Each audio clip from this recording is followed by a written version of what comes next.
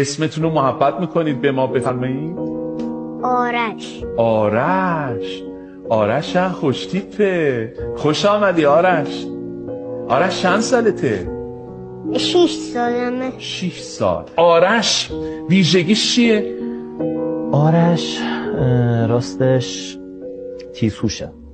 بله، آرش تیزهوشه، فوق‌العاده هم تیزهوشه، گیرایی خیلی بالایی داره و یه سری اطلاعاتی داره که از سنش خیلی فراتره. اینجوری ثابت میکنی که آرش خیلی تیزهوشه؟ خب ببینید، ثابت کردنش فکر کنم خیلی راحتی باشه. خب آرش تقریبا از 2 سالگی میتونست فارسی و انگلیسی خیلی راحت و روون بخونه و بنویسه. خب بعد الان تقریبا در حال یادگیری 18 تا زبان همزمانه.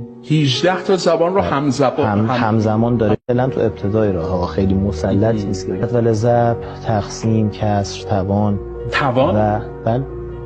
یعنی مثلا بپرسم 5 به آرش 15 به توان 2. 225. حالا شما باریکلا 15 به توان 2 میشه 225. بس میگه آرش 7 به توان همون 2 رو بپرسم 3 7 به توان 2 49. 9 به توان 2 81. 11 به توان 2 121. آفرین. توان 3 و 4 و اینا رو کاغذ میتونه دیگه ذهنی. رو کاغذ توان 3 و 4 هم بله میتونه. 18 تا زبان چه زبونایی داره یاد میگیره؟ اجازه میدید خودش بگه. خودت بگو. آرش جان خودتو معرفی میکنید به فارسی؟ سلام، من آرش هستم. انگلیسی؟ Hello, I am آرش. فرانسه؟ Bonjour, je suis آرش. ژاپنی؟ هرو واتاشی واگوزن آرش شو. چینی؟ نیهاو ووشی آشن. و یه سری چیزایی دیگه که من خودم نمیدونم. میگن که نکنید با بچه این کارو ها. خب بستگی به بچه داره. من خودم تو بچگیم اگر با ترکم بالا سرم وای میسادن میگفتن اینو یاد بگیر نمیتونستم، تواناییشو نداشتم. خب ولی خب آرش، اولا اینو بگم، آرش خودش خواسته اینا رو یاد بگیره. یعنی من نه بابام انگلیسی و نمیدونم ژاپنی و کره‌ای بلد بود، نه پدر خانومم خدا بیامرز اینا رو بلد. خدا بیامرز. زنده باشیم. آرش خودش خواسته. یعنی مثلا الان آرش داره فیزیک میخونه، شیمی میخونه. من شنیدم راجع به جدول مندلیوف و اینها. آره، جدول مندلیوف خیلی اتفاقی اسمشو از داییش شنید. داییش اسمش جدول مندلیوف شنید و دیگه گیر داد که من میخوام یاد بگیرم در عرض 3 سال. در چه حدی آرش جدول مندلیوف بلده؟ آرش جان عنصر 27م جدول مندلیوف چیه؟ کوبالت. با چی نشون داده میشه جدول مندلیوف؟ CO. باز فیزیکیش چیه؟ جامد. راجبش یکم توضیح میدی؟ من نمیدونم، واسه من توضیح میدی یکم؟ اگه با عنصرهای دیگه ترکیب بشه تا این که سمی نباشه دیگه برای درمان سرطان خوبه. چقدر خوبه. بعد عنصر 7م چیه؟ نیتروژن. با چی نشون داده میشه؟ فقط یه دونه N. بعد جزو چه دسته ایه؟ جزو دسته ناپلز. هم میدونم که 7 از جو زمین رو که دست برای یافت موجودای زنده است. میده بهش. آرش بیشتر خودش یاد میگیره. یعنی آرش مگه خوندن نوشتن بلده؟ خب همین دیگه.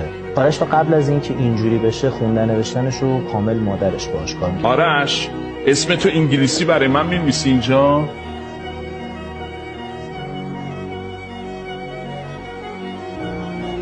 چی خوش خط، باریکلا. فارسی هم میتونه بنویسه. فارسیش هم بنویسه آرش. ببین این دستخط آرش ماست. دقیقاً چند سالش میشه؟ آرش 2 مهر رفت تو 6 سال. یعنی 5 سالشو تازه 3-4 روزه که تمام کرده. البته این توانایی‌ها هم از 3-4 سالگیه. یعنی همین جدول مندلیوف رو 4 سالگی یاد. جدول مندلیوف رو در 4 سالگی یاد گرفت. بپرسم مندلیوف بازم؟ بله. از همون اولا بپرسم. 5 بور چی؟ بور بور؟ با چی نشونش میدم؟ با فقط یه دونه بی. بی فقط. بعد چی در مورد بی میدونی در جدول مندلی رو؟ میدونم که ضعیفه، یعنی این که نمیتونه برق از تو خودش عبور بده. رسانا نیست. بله، چون که جزوه شبه فلزاست. جزوه شبه فلزاته. تازه درود بر شما. استاتین هم با اینکه هالوژن شبه فلز هم هست.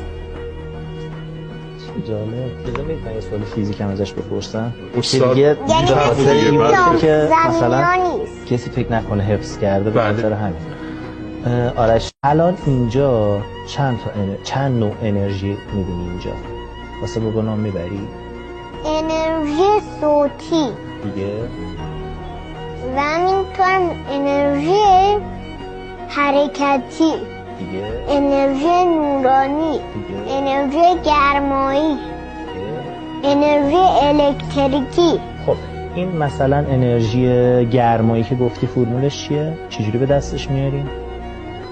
کیو مساویه با MC دلتا تتا. خب کیو مساوی ام. استاد میفرمودی ام سی دلتا تتا. دلتا تتا. کیو مساوی ام سی دلتا تتا. بله. مثلا خب حالا این که به من گفتی ام چیو نشون میده؟ ام گرمو نشون میده. خب دلتا تتا چی بود؟ دلتا تتا یعنی تغییر دما. حرکتیه چی بود فرمولش؟ انرژی حرکتی هم که گفتی فرمول به دست آوردنش چیه؟ کا مساویه با 1/2 ام وی 2. وی چیه قربان؟ سرعت. سرعت هست. وی 2 هم که میشه سرعت به توان 2. پس آقای آرش، فیزیک جذابتره یا شیمی یا ریاضی؟